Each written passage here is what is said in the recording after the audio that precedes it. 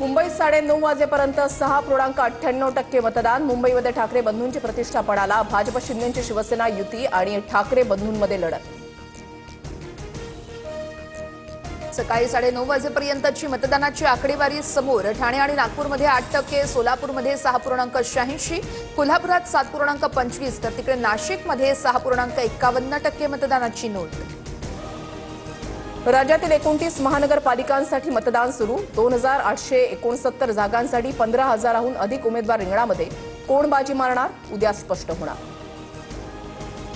राजकीय नेत्यांसह सेलिब्रिटींचं मतदान। संजय राऊत, अतुल सावे, पियुष गोयल, चंद्रकांत पाटलांकडून मतदान, तर सचिन तेंडुलकर, अक्षय कुमार, सुमित राघवनने देखील मतदानाचा हक्क बजावला।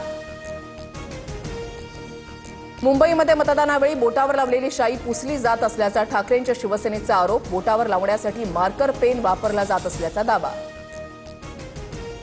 मुंबईमध्ये महायुतीचा विजय निश्चित। एकूण 27 महापालिकांमध्ये महायुतीचाच महापौर असेल। निकालानंतर भाजपच मोठा पक्ष हे पुन्हा अधोरेखित होईल। मुख्यमंत्री फडणवीसांकडून विश्वास व्यक्त। मुंबईची लढाई निवडणुकीपुरती नाही, मुंबई महापालिका जिंकल्यावर लढाईला सुरुवात होईल, संजय राऊतांचं विधान।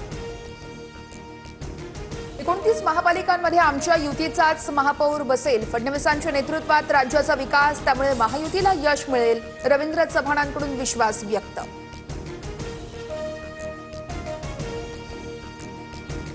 मुंबईतील वांद्र्यामध्ये आशिष शेलारांकडून मतदान। मुंबईकर आमच्या सोबत, ही निवडणूक भ्रष्ट ठाकरे बंधूंना धडा शिकवण्याची, शेलारांचा हल्लाबोल।